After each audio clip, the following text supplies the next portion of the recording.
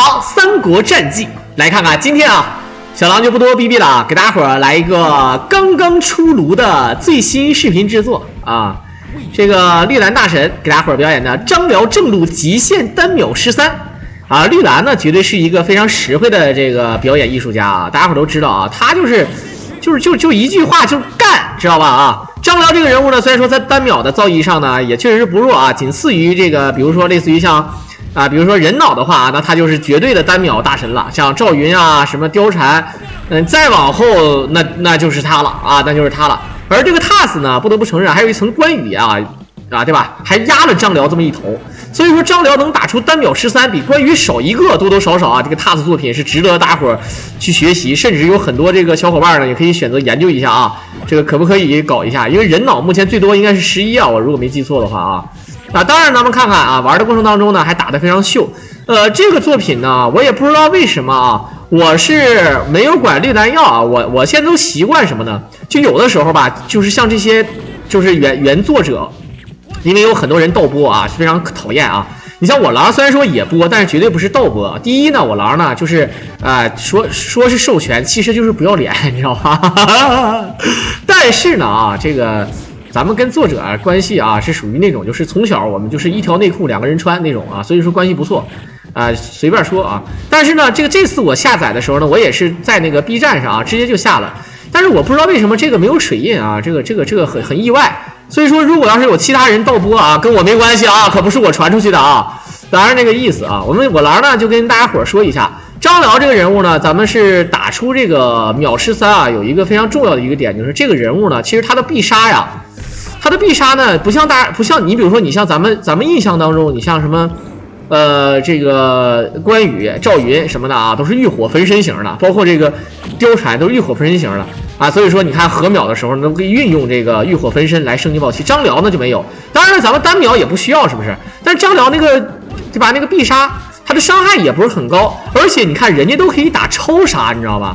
他呢就只能打普通必杀，超杀呢在单秒方面上虽然说也能接，但是多数是运用了这个，比如说类似于像什么招安状，咱们人脑才能接上。所以说只要用那个翻雷滚天，有很多人叫什么分雷八千什么的啊，那个发音有点不标准，但是大概是这个意思。然后这个翻雷滚天啊，这个必杀呢因为是普通必杀啊，所以说伤害他只能在4招1式的最后那一下子搞一下，打的伤害稍微多一点啊。好，我们看看来嫂这个不能叫嫂子，也可以叫嫂子。其实张辽跟关羽不错，跟关羽称兄道弟，那关羽的大哥他不也得叫嫂子吗？对不对啊？好，这是没有爆气的玩法啊，看不看见？来2追前手3 4下蹲，一个横头3追前手跳 A 翻雷奔雷8000翻雷滚天啊，干了8天，你们控制啊。好，这个就是比较常规的一个秒杀方式。正常打4招1式，打完之后呢，1追2追3追，最后一点接必杀啊。反正总体来讲呢，难点就在于怎么开小兵。但是 TAS 作品咱们就不多说啊，第一关就是这么轻轻松松。如果第一关啊，你们记住，以后小狼解说啊，除了在线转播的啊，第一关的 BOSS 不可能不成功，第二关也不可能不成功。为啥呢？因为他不可能不成功啊，对吧？他要是失误了，那他还玩个屁啊，直接炸房了好了，对吧？那就这个情况啊。好，我们看看，目前这个状况呢，张辽，他的等级是3级，14万分数，怎么说呢？好，该干气儿还是要干气儿啊，这个就跟速通不一样了。咱们上一部作品那个许褚啊，他因为咱们以速通为基础啊，这个速通上了，那咱们没办法，咱们只能说是。对吧？咱们只能说是这个饶一条命啊，死一条，然后卖血。而这个呢，张辽咱们对吧？打气儿呢还可以，对不对？打气儿非常快啊。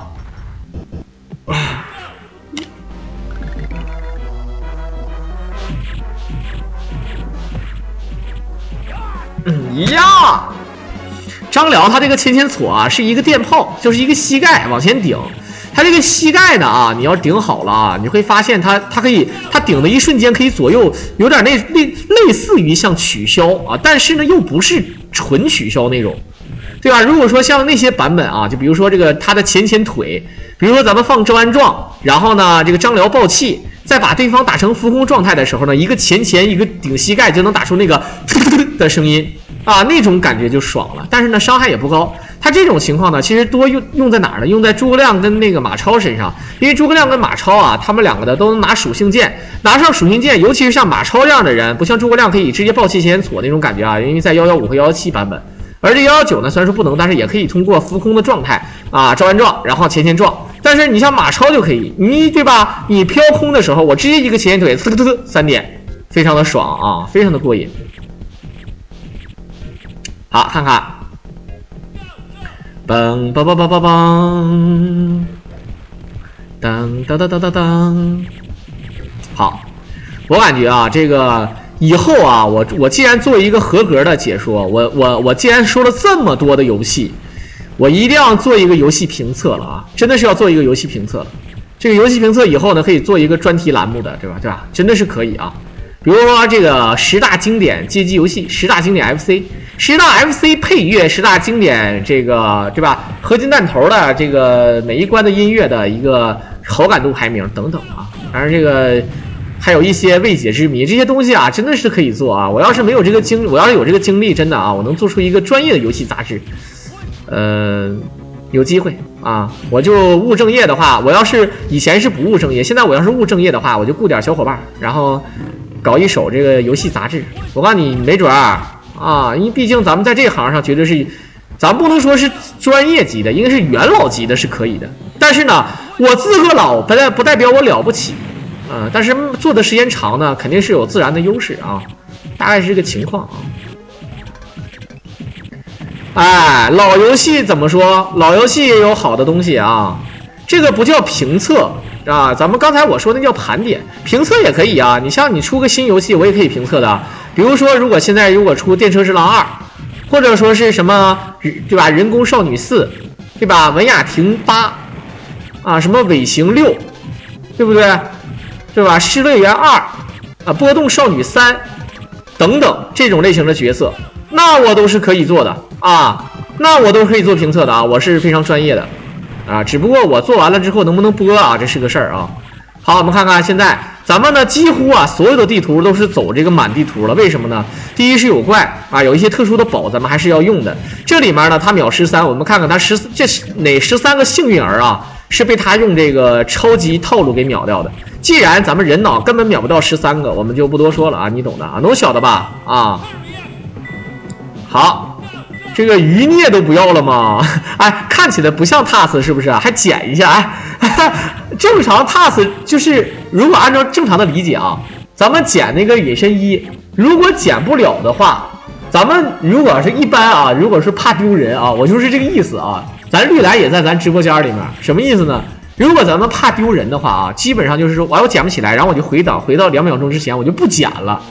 他还捡一下，发现没捡起来，还看一下，我饱满了啊，我饱满了，有个毒瓶还不舍得放，哎，还不舍得放，哎，你一个 TAS 作品，你居然做成这个样子啊！我真的是，我感觉就是你现在把这个 TAS 给去掉，我估计都有人信的，你知道吗？就是我是人脑打，你说我是人脑打的，对吧？你说我是乱打的，他可不是乱打的啊。正蹬鞭腿左刺拳，训练有素。后来他跟我说，他练过3-4年 TAS， 看来是有备而来。这个年轻人不讲武德啊，来骗，来偷袭我69岁的老解说，这好吗？这不好啊，这不好。为什么呢？因为他看起来不像 TAS， 你看像吗？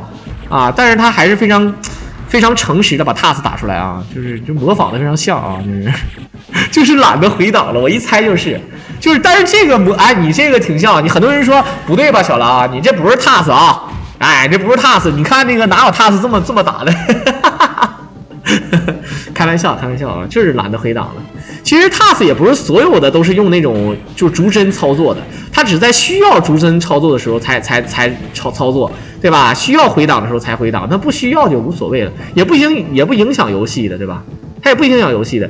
然后在这里呢，我就想说一下，为什么那个 G-SHARK-13456啊，还有这个绿蓝他们不愿意做那个黄忠的这个普通黄忠射箭那个摊分呢？那个摊分呢，我说句实在话，它就是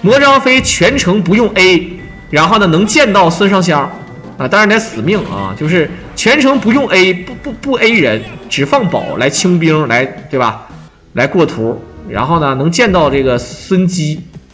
这种丧心病狂的我也看到过啊，也看到过，非常的逗啊。三国志达人版X3还是X2？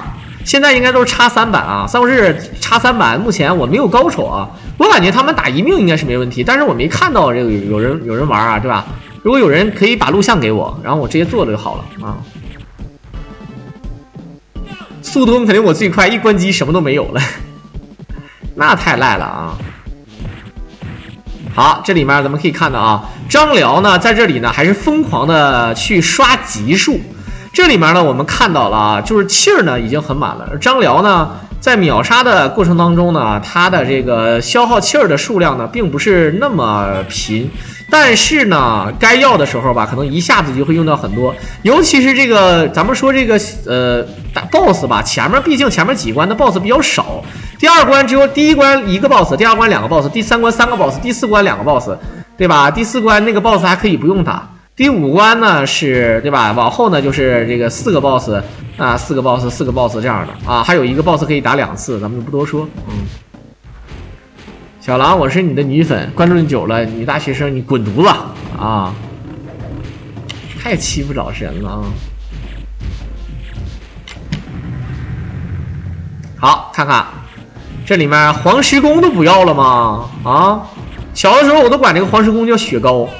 就是那个雪人上面挎个小人，一个小雪糕啊，一个小雪糕，大概是什么呢？我核了一下，单买的话6毛钱一根啊。如果成联买的话，是反正是便宜，肯定是不到5毛钱一根，大概是这样的啊，就是成联买。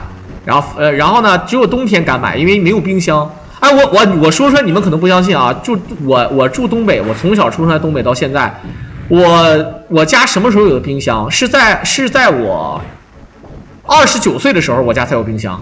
就是我说出来，你们愿意信就信，不信就拉倒，真事儿啊！我29岁的时候，就是我父母家才有冰箱啊，就是来的啊。好哇，这一下2万分，兄弟们啊，这一个2万分啊，非常屌。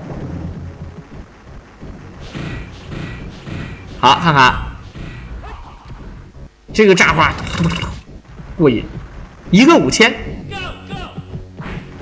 好，来看看一会儿，我让你们知道夏侯渊是怎么死的啊！菜鸟杀手夏侯渊，这个如果说很多人小的时候就非常怕这个 BOSS 啊，他甚至不怕张辽，你知道吗？啊，那人家张辽应该是下一关的 BOSS， 他就不怕张辽啊，他甚至就不往后就不怎么怕了。第2关是个坎儿，我今年33，我现在49。我要是49，我长这个逼样，我说句实话，我开直播我就干健身，就干养生，我吹牛逼，我1年不赚个鸡巴3、5千万啊，我都该咋地的。我要真49岁，我现在这个逼样，我实话实说，你不行吧？好，我们看看卡住兵一个多，先手爆气啊！好，没有飞轮起手，秦王鞭石，好的前手反踢。踢回来，再前手，前一个减，一个追地左右，看不看见啊？接翻雷滚天，因为暴气效果消失，追地后前，前手一根，这是2次追地，单 A 翻雷滚天，第3次追地，好，暴气后前手，前手一根，回身再前手，不需要再翻雷滚天了，因为你也翻不出来了，第一没有气儿，第2你就风卷残云了。然后这样的话呢，我们可以看到我们可以看到啊，捡了将军印的套路啊，因为必须要把将军印捡着啊，没有将军印的话，咱们的这个招安状的时间也会变得非常短啊，援军令的时间也会比较短，虽然说没什么卵用啊。梆梆梆梆梆梆梆梆梆梆，神秘角是吗？有人管这叫神秘角是吧？啊，秦王鞭矢。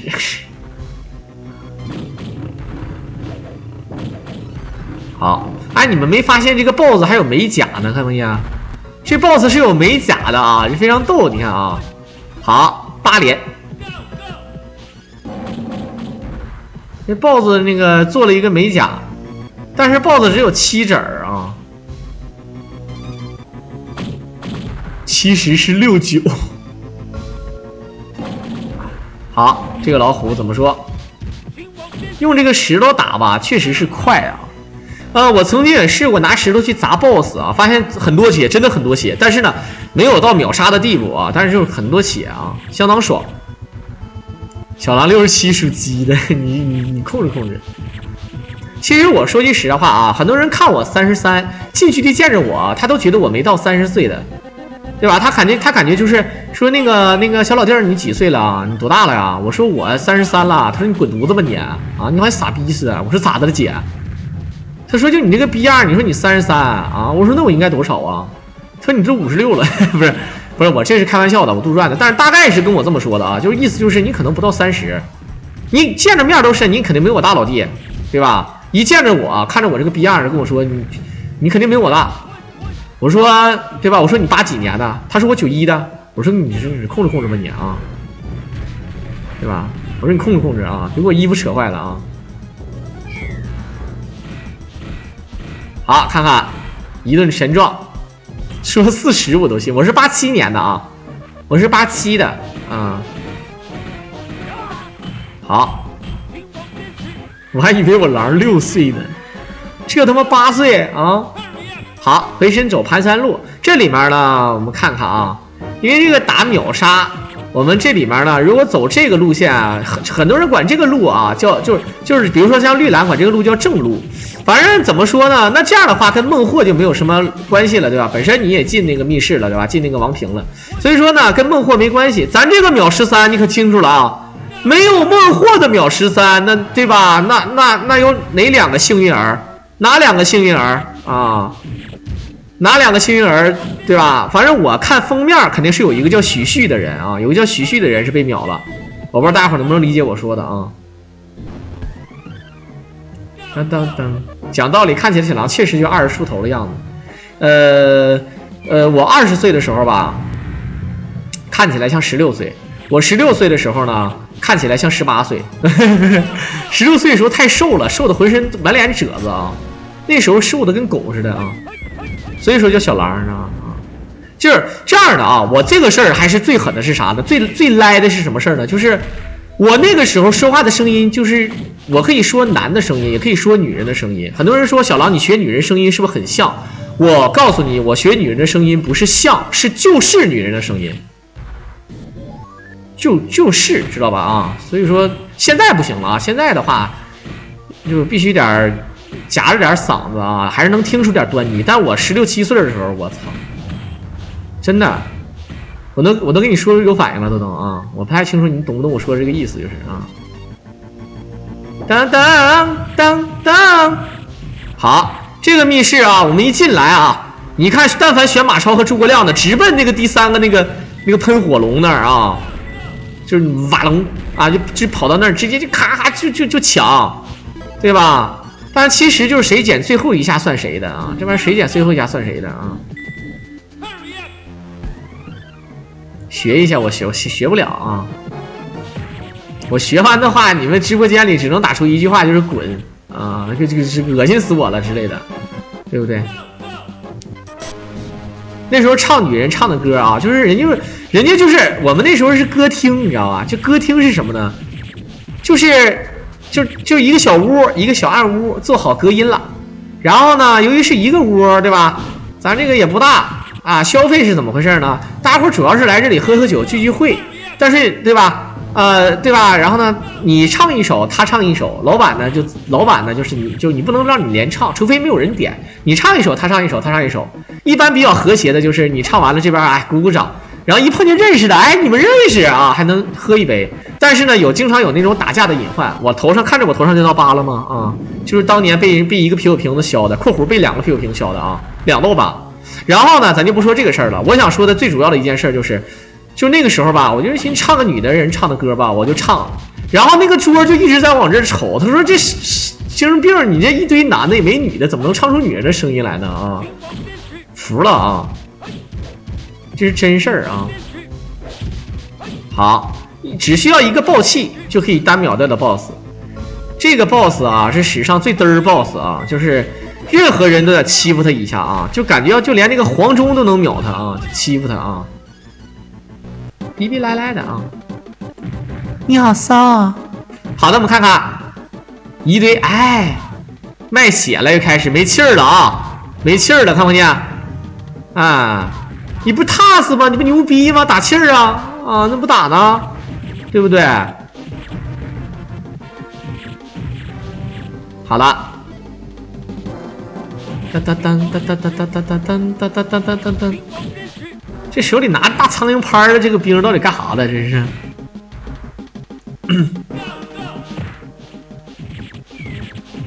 这如果是娘系解说，给大家伙翻译一下，如果娘系解说应该是怎么解说？这个如果不开摄像头吧，这个违和感太严重啊！你一开摄像头，对吧？你一想你就觉得就你个傻逼，你个恶心，你小狼，你就真的啊！我真像一个腿绊连人带拐棍给你炫羊沟里去，得你妈！就这种感觉，你知道吗？就是你到时候你会打我的，你知道吧？啊！苍蝇拍。好的，我们看一下，今天是给大伙带来的，这太他妈娘了！我们看看这个娘炮型解说跟纯娘解说还不一样，纯娘解说呢还有点再娘一点，娘炮解说就是大家伙能知道是个男的，但是有点欠揍，知道吧？就是欠揍。有好多人这样啊，逼逼赖赖的啊，我也可以，但是我这个人毕竟还有阳刚之气，空骨有力啊，一手爆气。我们看看，我们有请下一位受害选手啊，先手一个飞轮，直接前手来接，再前手。好的，3前4前，回身后前手，追地后前，再往前拉。好的，单 1 2 3血杀，1 2血杀是吗？啊，1 2 3血杀，1 2 3血杀啊！再前手跳 A 必杀，好的，确实还是炊事兵是吧？锅铲子啊！小的时候我爸就跟我说啊，就是因为我父亲是当了9年的兵。就是说那个在部队里面那时候做饭都做的是大锅饭，大锅饭炒菜怎么炒？就是站在锅台上拿那个就像铁锹似的那么炒，真的是那么炒啊！小的时候我爸跟我说啊，说像你这个脾气去部队里面，对吧？你要是磨练还磨练了，你要是像你这么犟啊，去部队得让人打死啊！然后我说怎么了呢？对吧？我说怎么回事？他说我一看啊，原来是昨天，就是什么呢？就最狠的是啥呢？就是他说那个吃饭的事儿。现在可能咱们部队的待遇好了，曾经呢啊，咱们毕竟还有一些什么，对吧？咱们经济也不怎么景气啊，那个时候改革还没开放啊，什么之类的。好，卖血卖到残啊，卖血卖到残。咱们还有这个那个金匮要略。他说那个吃大米饭是怎么吃呢？是1碗平，2碗满，3碗看发展。就是第1碗的时候吧，咱们这个碗不是一个碗形吗？正常你盛1碗就是直接就是1碗就开始吃。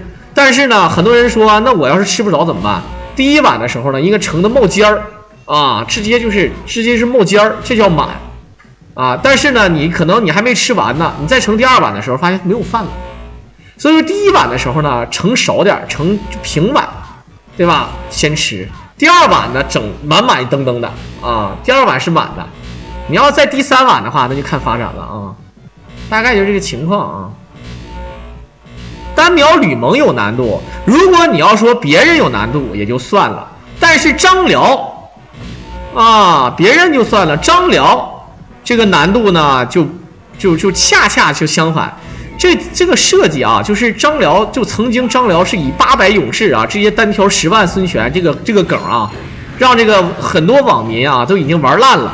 所以说呢，就包括像这个 IGS 公司做的时候也是，这个张辽确实是克这个吴国的将领，只要你是吴国的将领，张辽就生克你。好的，飞轮加张陵啊，扎过来，前手一根，再前手3前4前，飞轮加张陵，然后4招1式，这怎么打都行啊，可以不用再那个浪费了啊。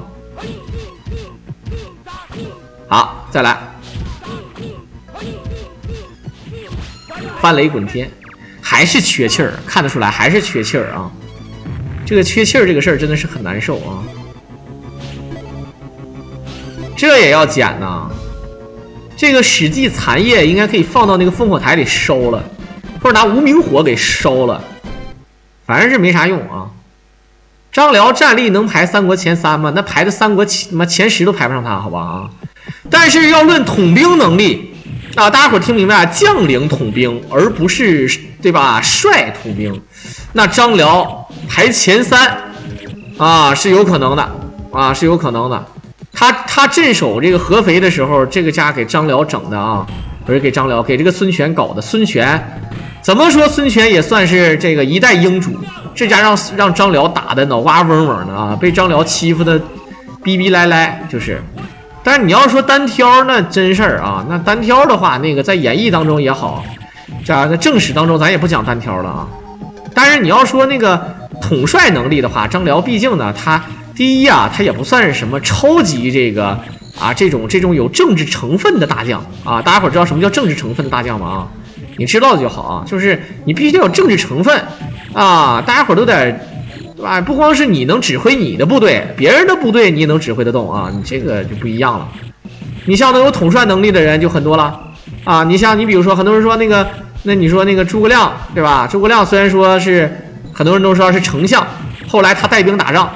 曹操也是对吧？也是丞相，也带兵打仗，他们也单挑不行，但是呢，他们统兵能力都是一流了啊。诸葛亮还稍微差一点啊，诸葛亮在正史当中差一点。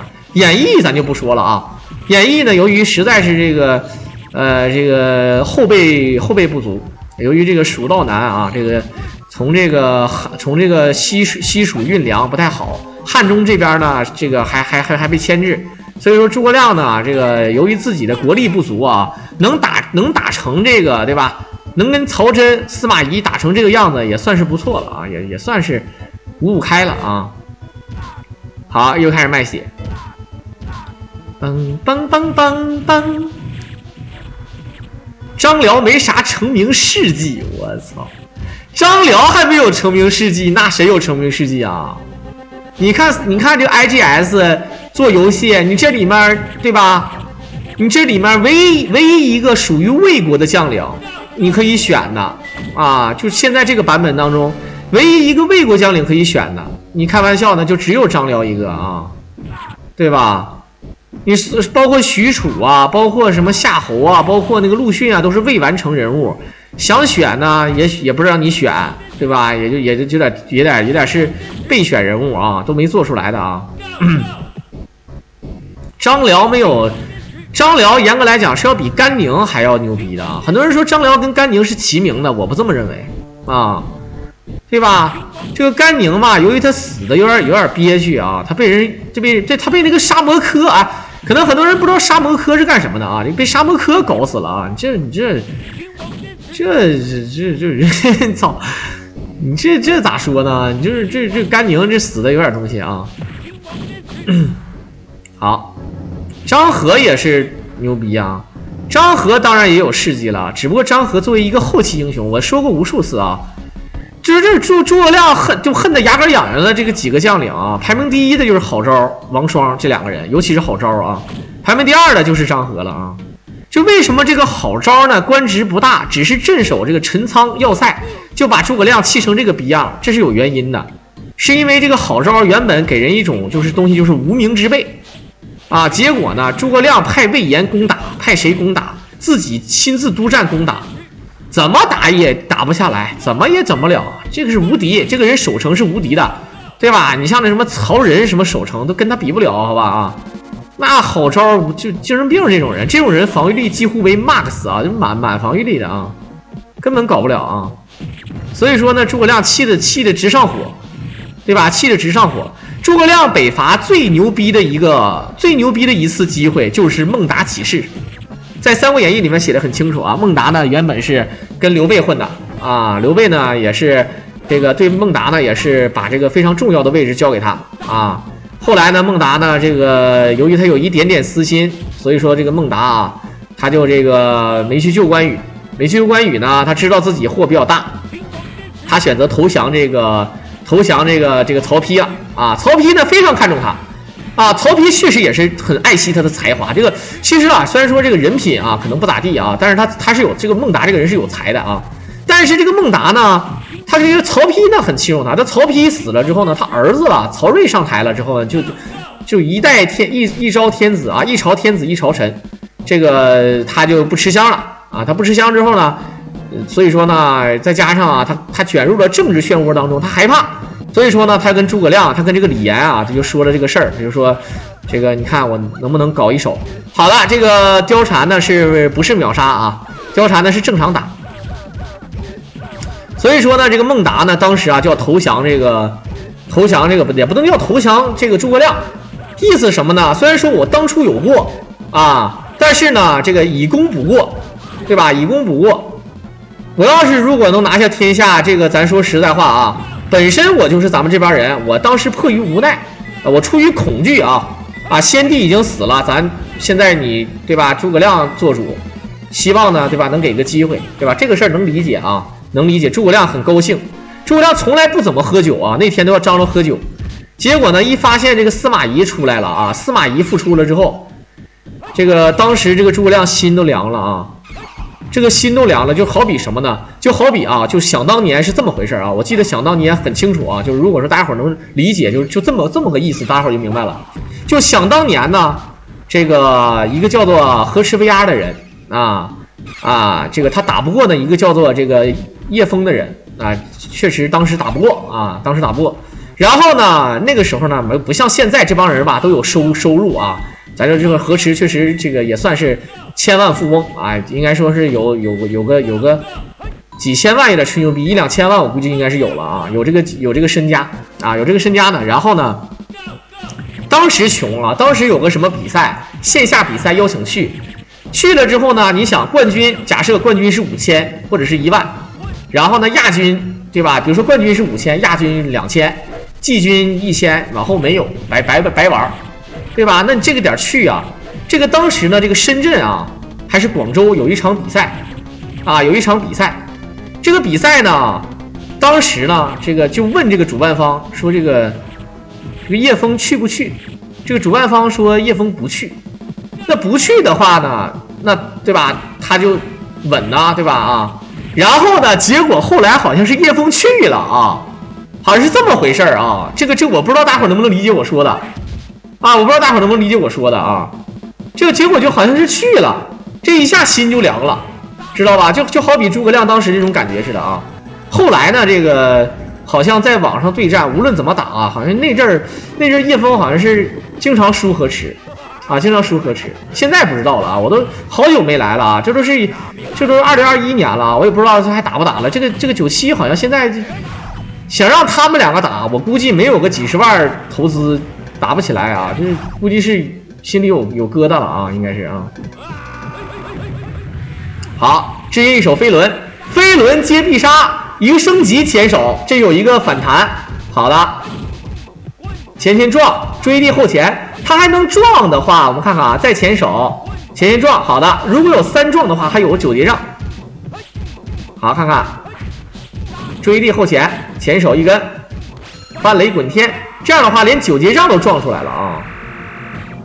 就是张辽本身对吴国的伤害就高，然后再加上他撇一个飞轮，你想想那个飞轮伤害啊，相当狠了啊，相当狠。2020一次没赢过叶枫，那我就不知道了。反正呢，我就是举这个例子啊，我就是通俗易懂的举这个例子啊，没有办法，这种就是怕，哎呦我这你看这个，哎，这个 Flash 我的这个弹窗，我是真他妈真想给他一个嘴巴子，精神病啊，这 Flash 啊！来的啊，好，捡起来。这个 Flash 弹窗，你是不是精神病？他往这一弹，强行切入广，哎，他最可耻的，他不有一个不再弹出吗？你们看不看见那个不再弹出？我很想把那个不再弹出点了，但是呢，哎，我点不了，它自动就关了。它很鸡贼，你知道吧？啊，很多人说小狼，那你不会在后台把它关了吗？我曾经试过关过，但是呢，它自动升级之后呢，你又要重新给它关了，精神病啊！这他妈真是有点东西啊！扎，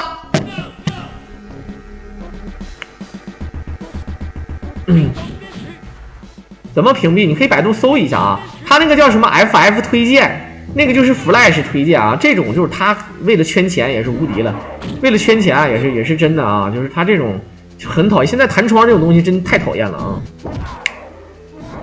好，一顿挠，反正没有气儿啊，补一补。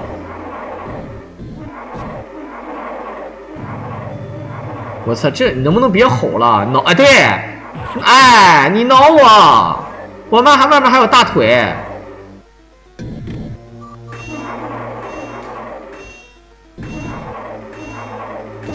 好。这个熊最愿意练的招就是往前扑，然后把你摁倒在地上，还能再挡一下。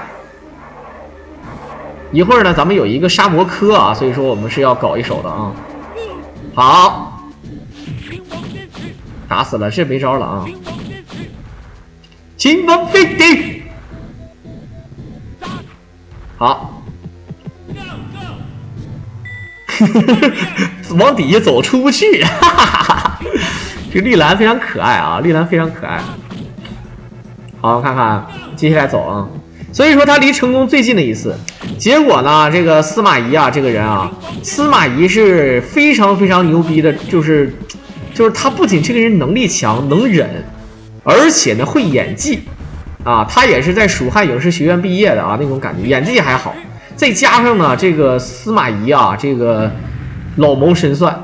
啊，政治觉悟非常非常的高，所以说你看啊，这个，你看这个在曹家3代啊，曹操从曹操开始，司马懿对吧？曹丕、曹睿到曹睿都死了，司马懿还能托孤，但是呢，司马懿呢没有兵权，没有实权啊，没有实权，但是呢，满朝的这个一些小官、一些实权的这个小伙子，都是他以前的门生故吏，所以说呢，一呼百应，再加上曹爽啊，这个曹子丹啊，也就是曹真啊，虽然说呢，最终也是没有战胜诸葛亮，但诸葛亮也没有战胜他呀，对吧啊？所以说曹子丹也确实非常厉害啊，但是呢，这么厉害的一个人，他儿子居然是个锤子啊，非常锤子啊，所以说你没招了啊。好了，看看。再追，反正是用擦澡巾来起手啊，确实是非常的疼。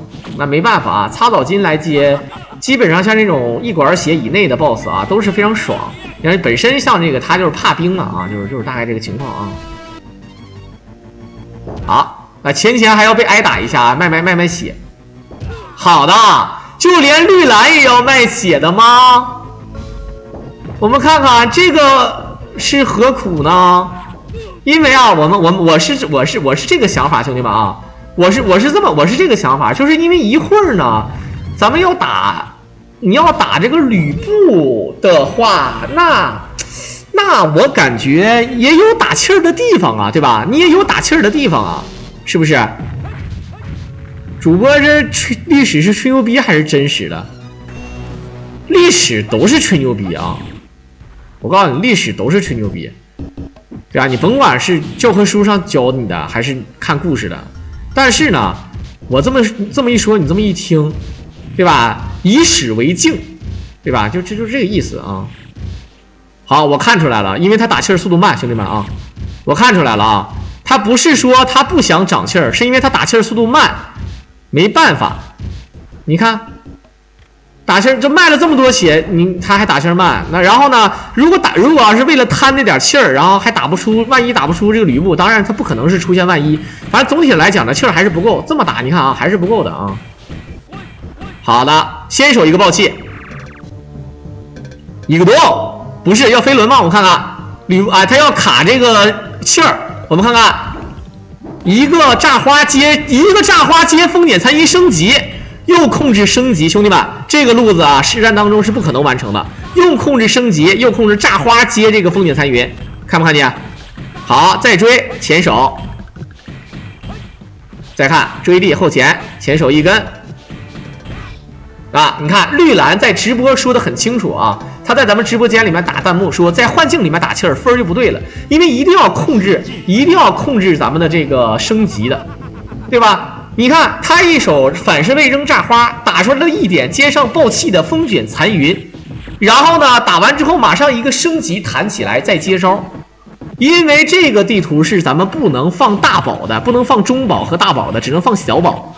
一般来讲打秒杀都是很多人说一个多什么的啊，单秒的话呢比较简单的人呢，比如像魔张飞啊可以单秒这个吕布，但是呢你像张辽，咱们刚才用这个路子，现在身上还有一颗气。一会儿呢，咱们要秒杀的 BOSS 呢是陆逊。左慈的话呢，我只能跟他说一声再见了啊。左慈的话就直接说一声再见的啊。这个是 SL 吧？这不仅是 SL， 而且是 TAS 啊。SL 只是 TAS 的其中一个部分啊。好，我们可以看看再防一个炸花标一下，前手，前手，再前手，好的，下蹲 A， 反身位扔平啊，扔这个火筒，再扔斜杀，秦王鞭，好的，再前手落地。他这个小箭筒啊，扔到顶上，直接一手血杀。单秒这个啊，只需要一颗气就够了，不到1管血，再加上他是吴国的将领，所以说张辽对他有先天性的克制伤害，非常的屌。好了，那么今天的视频呢，也到这里就结束了啊，感谢大伙的收听。如果大伙喜欢小狼解说，可以点击屏幕的关注和订阅来支持我了。我们下期再见，拜拜啊！好嘞，哈哈哈哈哈哈！小的们看招，好的，一顿前顶。娘呀！娘呀！好，这一顿大膝盖撞这个鹤啊，给这鹤撞屁了都啊！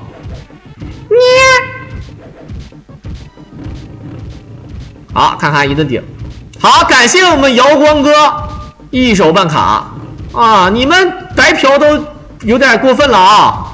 对不对？有点白嫖过分了。我都捏亚了，你们都没有那个什么的，是不是啊？都是舒服了，睡觉了之类的，完全不考虑我狼的感受啊！那么地得给我点荧光棒啊，对不对？好，直接把捏亚秒了啊！真的，我找一个作曲，然后呢，我就让他给我做一个捏亚之歌，对吧？我要不然我自己作曲吧。没准我能做出一个啊，2021年最神的神曲。比当年的什么小苹果啊什么什么的还要牛逼，对吧？啊，比什么这种神曲还要屌，全程就是捏样啊，赖不赖？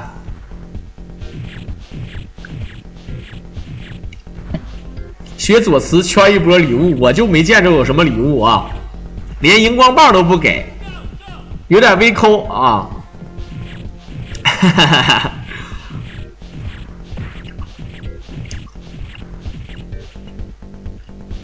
好，看看，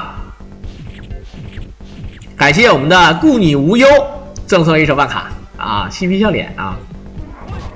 好，一撞这个熊，我就感觉像无双版，能撞出那个什么来，能撞出那个杜康酒出来啊。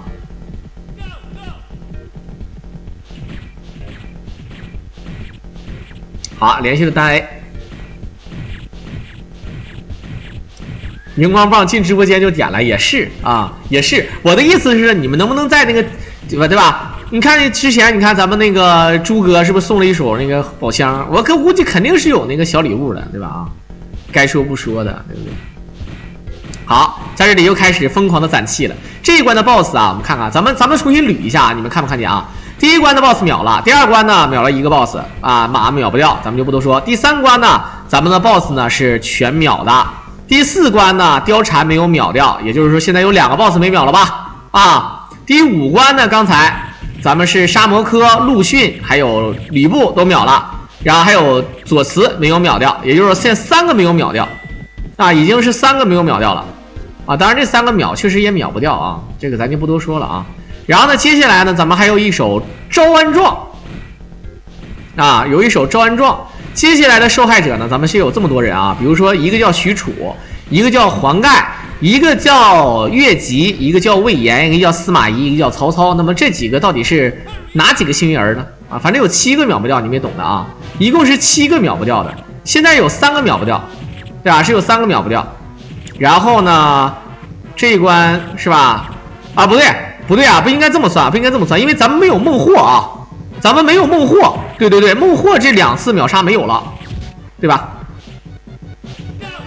是你无忧，我是修心修心养性嘛，啊，愿你无忧啊，我寻思是顾你无忧呢，哈哈哈哈。啊，修心哥还说啥啊？修心哥，那你对吧？哟，这不我修心哥了，几天没见，这么拉了。呵呵，滚！现在这个是虽然说有点火，但我觉得也没啥意思，学2天就没新鲜劲儿了啊。还是马保国有意思，真的啊，还是发生什么事了有意思，对吧？你这个像这个摇摆羊这个吧，也就是新鲜三两天啊，新鲜3、2天啊，意思不大。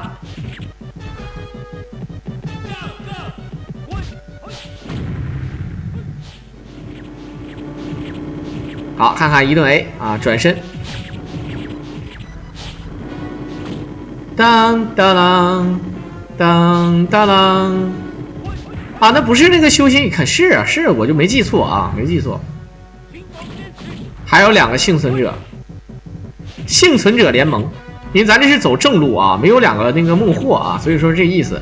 还有2个幸存者啊，那就难受了。一个9节杖骑手，反身位，风卷残云，爆气。好的，还是用杜康9爆的气。好，这样的话呢，咱们还可以再一会儿用原地的爆气啊，本体爆气来打。下顿 A 翻雷滚天。啊，追地后前手，这是2追，兄弟们。下顿 A 翻雷滚天，好的，再追爆气后前手，前手一根踢过来，前王鞭石血杀，非常漂亮。9节杖起手，9节杖接这个风卷残云啊，兄弟们，这就是我片头跟大家伙说的。以往来讲，人脑啊想接风卷残云，大多数都是用这个。杜康的用那个招安状啊，然后才考虑接啊。这个现在就直接接风卷残云的必杀，你们也不是没见着啊。好，感谢我愿称你为绝活赠送了一手办卡，多谢啊，多谢多谢。噔噔噔噔噔噔噔噔噔噔噔。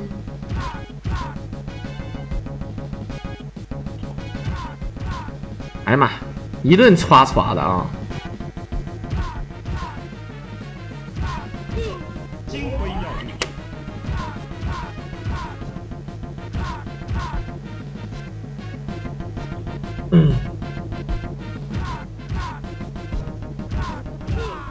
好的，又卖血，这已经死2条命了，但是大家伙都能理解啊。为了这个要气儿啊，这帮人也是拼了，对吧？像绿蓝什么的也是拼了，就是卖气儿，不卖气儿是不可能的，卖气儿这是必须的啊。好的，有本事你再卖，有本事接币，有本事接币啊！啊，你一币哎，一命我能哎，一币我能理解，你要接币啊，那就过分了，哈哈哈。肯定是不可能的，因为气儿现在已经快满了啊，已经快满了啊。好，感谢我们的大铁棍子啊，大铁坤子医院童主任赠送的一手办卡，朋友们都回来了啊，都回来了啊，都回来了，哎。好，我们看看，一管半血，虽然说是倒数第2关的首关 BOSS 啊，也是非常强悍的一个 BOSS， 但是呢，我们还是有方法的，先手一个爆气。我们看看张角金打出冰晶状态，接风卷残云，一个张灵剑落地。好，点了5、6、10连啊，再前手3前手，秦王鞭追地后前，前手一根，然后可以接必杀。好的，接上一个翻雷滚，追地好的后前一根前手踢下来，追地爆气后前手，还是跟大徐出的感觉差不多，只不过他用了张灵剑啊。张灵剑也是点到满连了啊，相当的狠。这受害者接下来那个马应该肯定是秒不掉了，那个马秒不掉，咱们要看的是魏延、司马懿还有曹操。我估计曹操应该是因为是2管血，所以说张辽肯定是不秒曹操了。我估计就是受害者应该是魏延跟司马懿啊，应该就是魏延跟司马懿了，大概就是这个意思啊。我操，这咱直播间有个叫合肥逍遥津的，然后这个咱们这屏幕左边你写的就是逍遥津啊，逍遥津主题公园，非常的赖啊！你们是不是都睡着了？我发现你们听我狼解说吧，有时候一整就睡着了，这真是啊，对吧？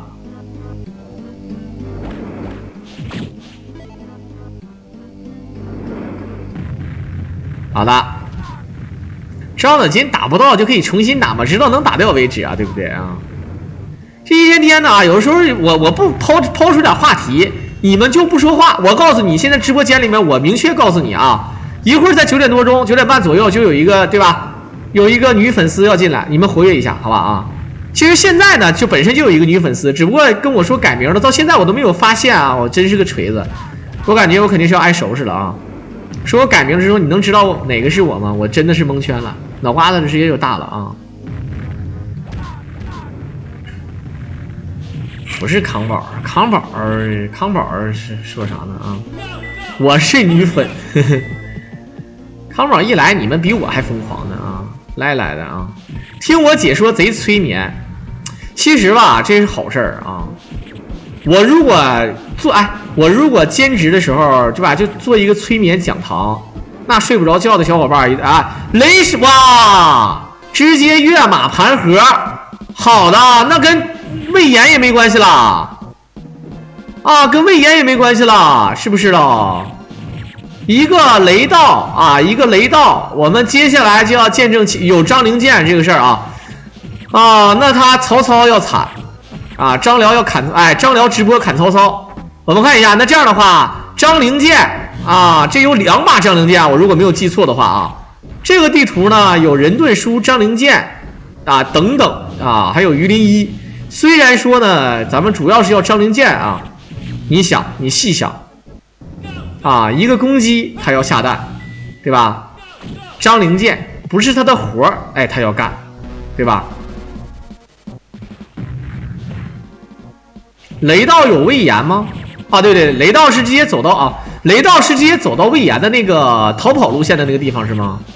我都记混了啊！玩这个游戏基本上没有走雷道的，觉得走这个道的小伙伴都是非常无聊啊！好像是非常无聊，是不是啊？那就记反了啊！119有，然后那个风云再起没有，就是游戏解说多了可能会记串啊，可能会记串。好，看看，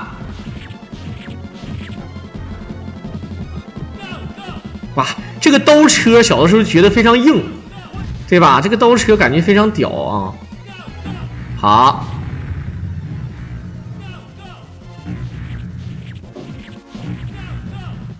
前跑过来，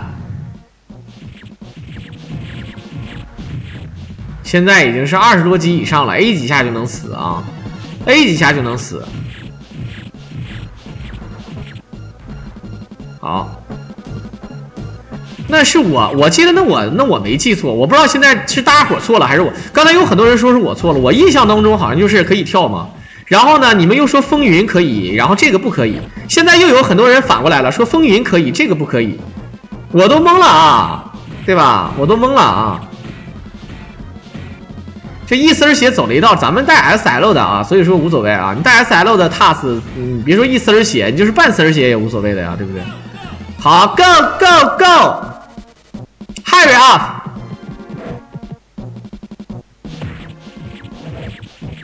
雷道啊，雷神锤儿，我记得这个雷神锤儿啊，这个进去的时候呢是要全部消耗掉的，是吧？啊，是全都消耗掉的，是不是啊？好，还是要攒点气儿，该攒气儿的时候一点都不含糊。不过如果他其实想想啊，你现在再长点命的话可以卖血，对不对？再长点命的话可以卖血。好，看看。所以说有的时候吧，我会被大家伙的弹幕所影响。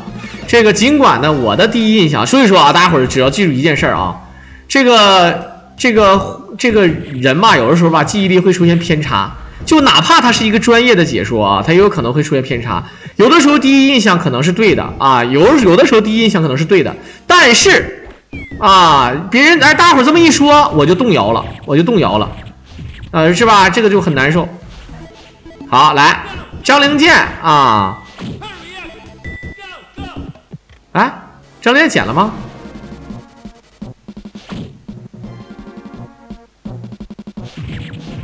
有那个雷神锤进去之后不消耗吗？雷神锤不应该直接消？我印象中应该是直接消失的感觉啊，我不太清楚啊。好，看看一顿单 A， 防，哎呀，好，走过来，这里面什么兵？这个道什么兵种都有啊，你会发现什么兵种都有，也真的是无敌了啊。然后再想这些女的，你看这个水兵什么的啊，她穿的非常少，但是我说那个女的为什么穿的那么多呢？就不能多穿一点啊，对不对？好，我们看看这里面是有那个什么啊，小龙，这里面这个密室里面应该是有那个张灵剑的，我忘记了啊。啊，还有就是从这点上跳下去，我记得从这点上跳下去还有一个 bug， 有的时候我记得能怎么是挨打的时候啊，直接死下去了啊！我记得大伙有没有印象？就是在挨打的一瞬间，好像是掉下去了啊，然后还能直接过图，我忘了是怎么回事了啊！好啊，来，再被 A 一下，有本事啊！铁甲，你看这不里面不有铁甲吗？铁甲也有的啊。张灵剑啊，2把张灵剑就意味着他也肯定有事儿了，看见？肯定是有想法啊。出门，芝麻开门。好，这个还练一手血杀，也真是醉了啊。好，射一箭。哎，对，我说的就是这个啊！你看，我说的就是这个，直接射一箭。挨打的时候掉下去啊，这也行，我操，这也行啊，这个秀了啊！我是看以前还是人道玩的，我记得还是什么玩的，这个跟那个昨天那个回马金枪差不多啊，跟那个回马金枪差不多。好，感谢我们的芳华一手坠卡啊，放了一个要素，这里面很多啊，所有的盾书都在这里放啊，反正是5000分，还有一个是24级，这一手24级怎么说啊？好，1、2、3、4，叮叮，叮叮叮叮叮叮叮叮叮。好，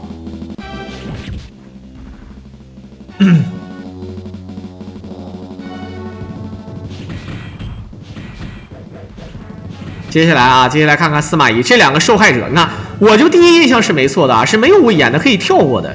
然后你那可能就是风云是跳不过啊，风云有。所以说吧，这个记忆力吧被你们给搞混，就是说白了还是我意志力不够坚强。我明明自己说的是对的，然后呢，结果呢让大家伙这个给我一干扰啊，我就怀疑人生了，怀疑自己是错的了啊。所以说这个作为一个解说啊，这个事儿也是非常囤啊。直接一手张灵剑，再一手张灵剑，啊，双张灵，光张灵剑就打了半管血，一个都前手毒住铁甲兵，再前手3前手。4前手，你们要知道身上还有一个招南撞啊，那曹操肯定是有点东西。一个炸花下蹲 A 前手，好的，再后前手，一个毒，再前手，好的下蹲 A 秦王，漂亮，一手自焚啊，一手自焚。好，我们看看接下来，没有要吃的东西啊，没有什么卵用啊。接下来我们看看应该怎么说。他们说，哎，郎老师发生什么事了？感谢我们的无极得人者赠送的1张饭卡。来，我们看看这局啊，怎么说？还是飞轮起手吗？先手一个爆气，一直在防，这已经没有小兵来干扰啊，还好很多。等爆气的效果达到1半的时候左右的时候，我们看看张辽该出手了啊，看看怎么说。一个招安撞，一个毒镖，1、2、3，秦王前手，再秦王翻雷滚天，因为气儿刚刚好消失，爆气，好的，再秦王前手，这还没有追地呢，兄弟们啊，这才是第1追，好的，前手，秦王，再秦王，2追挑起来，好，3追后前，前手一根下蹲，直接一个。我直播砍曹操，我拿着双刀就看走，砍曹操砍得像条狗，对吧？一直从这个南天门砍到蓬莱东路啊，眼睛都不眨一下的，知道吧？相当的狠。这个曹操被砍的有点被这个大刀片子搞得嗡嗡的。所以说招安撞是整个游戏第1神器，这个是毋庸置疑的啊。招安撞是整个119第1神器，毕竟是招安撞嘛啊，这个名字就硬气啊。再就有投名状啥的了啊。好，在片尾的最后呢，也是感谢我们的绿蓝大神给大家伙儿奉献的这么一个精彩的视频。其中呢，跟大家伙儿说一下啊，这也就是非常精彩的正统的这个通关了。以后大家伙儿有什么想法也可以再找他。那在片尾的最后呢，也感谢大伙儿收听。如果大家伙儿喜欢我狼解说，可以点击屏幕上的关注和订阅来支持我狼。我们下期再见。